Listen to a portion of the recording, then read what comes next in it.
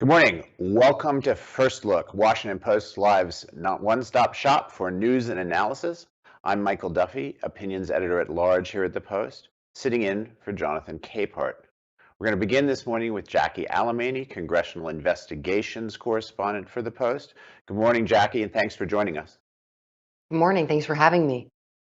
Jackie, you had a story this week about the growing legal challenges surrounding former President Donald Trump. Let's start with the suit brought Wednesday by the New York State Attorney General against both Trump and three of his children, as well as some associates, I believe. What is it the Attorney General is claiming happened? Yeah, Michael, there is certainly a melange of legal challenges that the former president is now facing, both civil and criminal. And the lawsuit Wednesday that broke is a civil suit. And New York Attorney General Tish James accused the former president and three of his grown children, along with some executives at his company, Trump Organization, of essentially manipulating property and asset valuations to deceive lenders, brokers, and authorities to get better insurance policy rates and reduce tax liability. Tish James's office is now seeking $250 million in what they have claimed are ill-gotten gains that Trump received through these deceptive practices.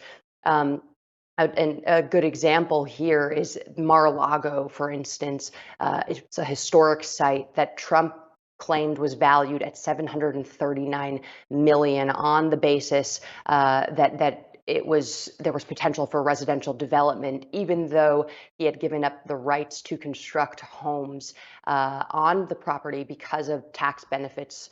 But then the true value, according to James, was actually 75 million. So there are multiple instances like that for various Trump properties that James is now seeking again reimbursements of from Trump Org. Are the former president's children in legal jeopardy here as well? Yeah, exactly. Three of his, again, adult children, Ivanka Trump, Eric Trump, and Don Jr., are all listed in this civil suit. And James claims that these practices would not have been possible without their assistance. You also had a story this week, Jackie, about some developments in the House Select Committee investigating January 6th. That panel seems now to have reached a deal to hear testimony from Virginia Thomas, the wife of Supreme Court Justice Clarence Thomas. What is it they want to know from her? That's a very good question.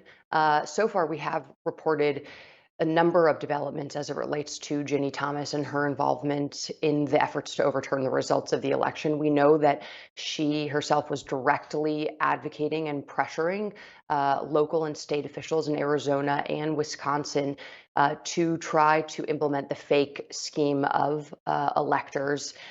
This was revealed through some excellent reporting from our colleague Emma Brown. We also know that she was in direct contact with John Eastman, who is a longtime Thomas associate. He clerked for Supreme Court Justice Clarence Thomas and developed a relationship with Ginny and Clarence that continued up until now. And these emails that were obtained by the January 6th Select Committee from John Eastman showed that he was in touch with Ginny Thomas. What exactly the two were discussing during this time period in the lead up to January 6th remains unclear, and the depth of her involvement in some of John Eastman's efforts have yet to be determined, but this is certainly something that is of interest to the committee, I think, regardless of whether of her status as a Supreme Court justice's wife. Can you explain also why a committee which has subpoena power would need to do a deal to get her to testify? Talk a little bit, if you can, about as you watch some of these witnesses appear before the panel, the kinds of negotiations that can go on between a potential witness and the investigating authority, in this case, the panel. Why a deal? Why not just subpoena her? Yeah, so the instance of Ginny Thomas is interesting. She is someone who the committee has sort of had their eyes on for months now, especially after they obtained John Eastman's emails. And I think that there was a bit of a reticence to further politicize a committee that already was under attack from the right by going after someone who holds such an influential position in conservative politics, and also, separately from her own stature in the party and her connections. Also, the fact that she is Clarence Thomas's wife. Liz Cheney, for example, she has been one of the most aggressive and outspoken lawmakers on the panel investigating the January 6th attack on the Capitol. But we have previously reported that she also was reticent about going after Ginny Thomas and didn't necessarily want to go there, so to speak. Right. But Yeah. ultimately, they decided that it was best for her to come forward. They didn't issue her a subpoena. That again remains unclear why this sort of materialized now. But her lawyer did finally say that she was willing to volunteer whatever information that the committee needs to hear. It turns out often that sometimes, but neither side wants to go all the way to court to make this happen. And I think that's a helpful explanation. There's also the ongoing Justice Department investigation of the documents, allegedly classified documents that were at Mar-a-Lago for months. And those, of course, got caught up in a complicated set of legal maneuvers over the last 10 days to 2 weeks. What's the latest there, Jackie? Yeah, there was a very interesting development yesterday, Michael. U.S. District Judge Raymond Dearie is turning out to be far more of a serious judge than I think the Trump legal team anticipated.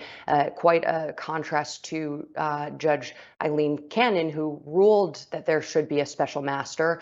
But Raymond Dearie, who now is serving as the special master, is essentially asking the Trump legal team to back up some of their clients' claims that he has made on a variety of outlets. Most recently, this week on Sean Hannity, the former president went on his show to claim that he had classified documents that were seized by the FBI in his head. He had declassified those documents, and also that the FBI had essentially seized documents from him incorrectly.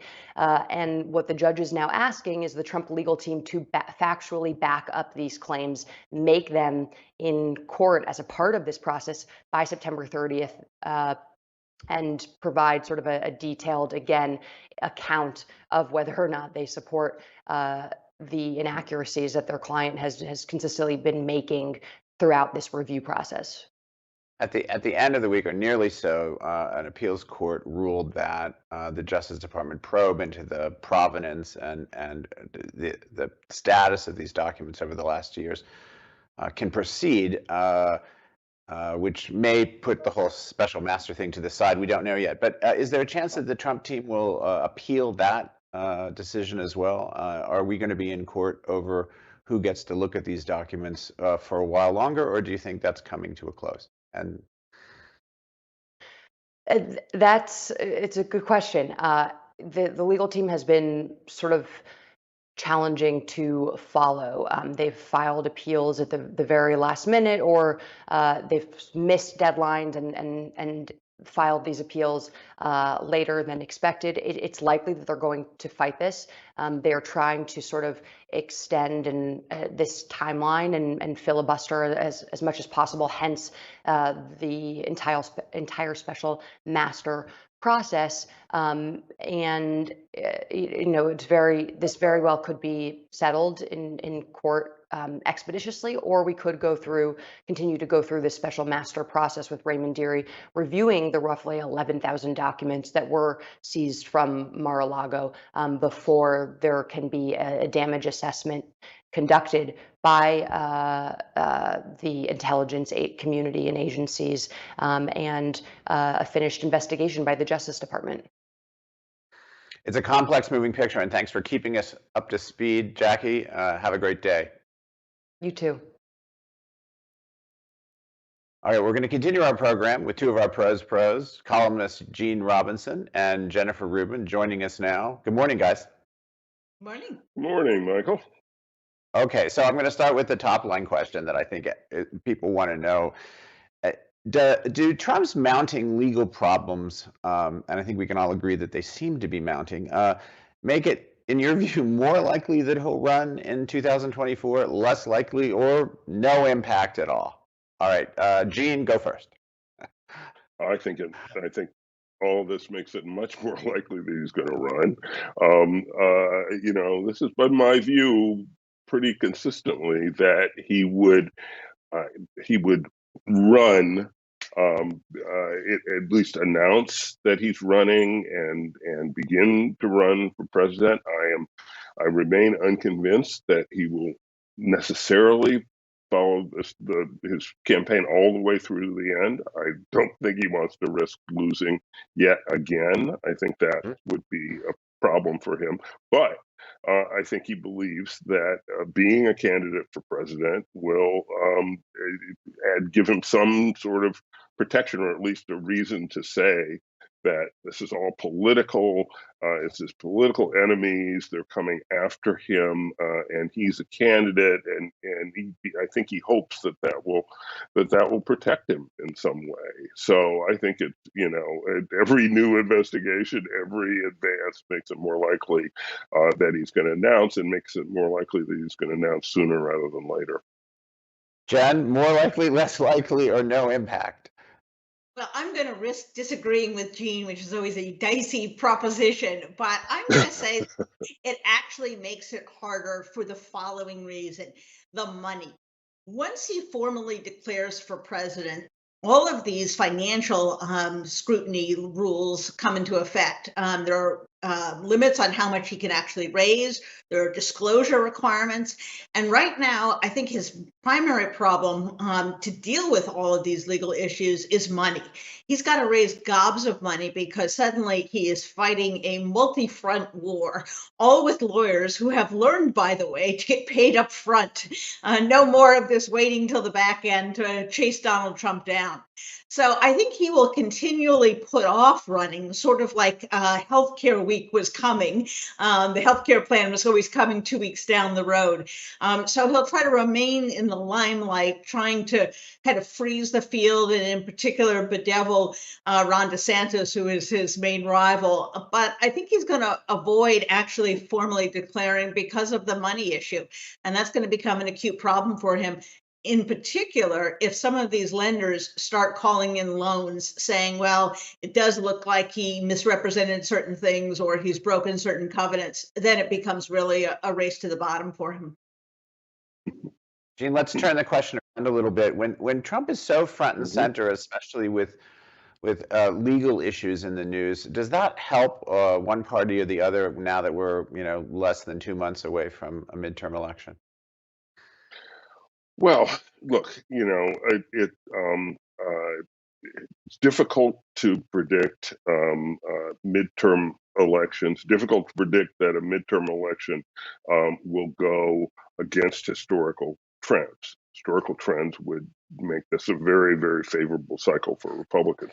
That said, I think whenever Donald Trump is front and center and in the news, that is better for Democrats than for Republicans, especially in this context. I mean, you assume that the hardcore Trumpist base is with him.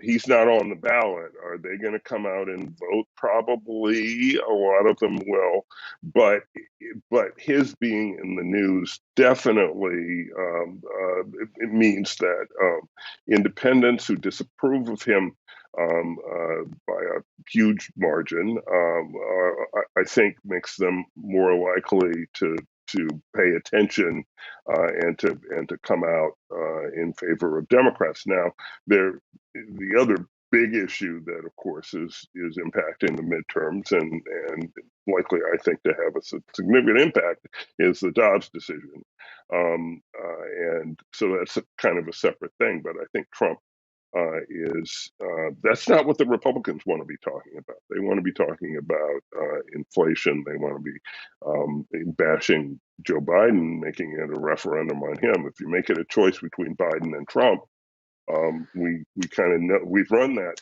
movie. We know how that one comes out. Jen, it's been 3 months since the Dobbs decision. It's a key part of the Democrats' message in the midterm elections. Is it going to be enough to enable them to hold one house, two houses? What do you guess at this point? I think it's certainly a boon to them. There's no denying that not only have Democrats become more engaged, more enthusiastic, but we've seen actually a disproportionate number of Democrats and women register to vote in these states since the Dobbs decision. And you can see that both sides consider it important. Democrats are running these really blistering ads. Republicans are trying to scrub all signs that they were ever pro-life. I use that euphemistically from their websites as if it's a complete non-issue. They're running away from it. So I think we have agreement from both sides. This is a pretty important issue. I would say that I completely agree with Jean in terms of Trump's prominence. Remember, the issue that Republicans thought they were going to win on was inflation. That is almost entirely out of the news in a week in which the Fed once more raised the basis point 75 points and is predicting relatively high inflation for the future. And no one is really kind of focused on that, nor are they focused on poor Kevin McCarthy, who is trying to roll out some kind of proposal on policy issues, because Trump is just sucking up all the oxygen. And whenever Republicans are not talking about inflation, I think that's bad for them. And yet they are stuck with him. They have refused to shove him off the edge. And so they are stuck with him. He's like a bad house guest who won't leave.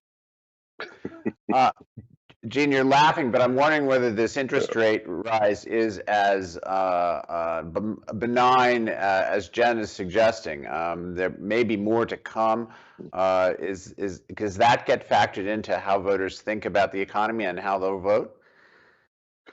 Well, look, I don't think most voters, those in the market for buying a house right now, certainly are focused on interest rates. I think voters are more focused on prices in general, and the most sort of visible billboard indication of inflation is, of course, gas prices, because it's literally on billboards at gas stations, and that is down very. The price of gas is down very substantially from its high. I think it ticked up a penny yesterday or the day before, but it that followed, a long stretch of daily declines, and so that takes a bit of the sting out of the inflation issue. However, everything else costs a lot more. You go to the grocery store, that's something that voters do too, and they're paying more, and so it's not as if that issue has gone away. I think that's more present to more voters than the interest rate question. Jen, as you know, Republicans often close midterm campaigns very strong, often with an appeal to culture, or worse. Ronna McDaniel, the chair of the GOP, said, I think yesterday or the day before, that Republicans ought to be focusing on three issues: inflation, crime, and the border. Are we seeing the volume get turned up on that yet already? Or do you expect more soon? How do you read it? We're certainly seeing these really horrendous ads on crime. Dystopia is back for Republicans, and drugs are back for Republicans in all of these ads. So they are really trying to push that button. But I think, once again, their go-to issue remains immigration. We saw it when Trump played the caravan card, if you remember, focusing on migrants who are really hundreds and hundreds of miles away from the border. And you're seeing it now with DeSantis and Abbott, two prominent Republicans who are taking to shipping immigrants fleeing a Venezuelan communist dictatorship dictatorship around the country. And although it has certainly sparked outrage on the part of Democrats and even immigrants in those states, there's a very big Venezuelan population in Florida, they think that's good for them. They think that that stirs up their base, that gets people out. So they will continue to play that card again and again. Do I think it's going to bolster them? Perhaps, but I think, as Jean said, the Republicans who are with Trump, who are those base voters, who are the MAGA hat-wearing people, are already in his corner. And the risk here is that they will wind up getting Democrats even more angry, even more engaged, as they were, if you remember, in the child separation scandal that was during the Trump administration. Gino, a week after Governor DeSantis sent the plane loads to Martha's Vineyard, how does that stunt look politically for him? Has it helped him? Has it hurt him? Do you think he wants to do it over? Do you think he wants to do it again? Do you think he doesn't want to think? What do you make of it with a bit of hindsight? I think he'll be glad when this fades from the news cycle. I don't think this has worked out quite the way he thought it would. I don't think he really thought through how the Venezuelan exile community in Florida and by extension the Cuban exile community in Florida, which fled similar circumstances, how they're going to react to the way he's treating Venezuelans who are, as Jen said, fleeing this brutal leftist Maduro regime in Venezuela and seeking asylum legally, by the way, in the United States. These are not illegal border crossings. These are people presenting themselves at the border, seeking asylum for what most people would say are legitimate reasons, and certainly what the exiles in South Florida would say are legitimate reasons. So I don't think he anticipated that. I don't think the most interesting reaction I just heard this morning, that Jared Kushner, of all people, was critical, saying that, well, you know, he's shocked that immigrants are being used as pawns, and that, you know, that says that, number one, Trump world is eager to pile on in any sort of bad news cycle for DeSantis, and B, it is, that's some amnesia. You know, remember the child separation policy? I think Jared Kushner was in the White House at that time, and I think immigrants were being used as pawns. All right, let's change the subject one more time and talk about what's going on in the Ukraine.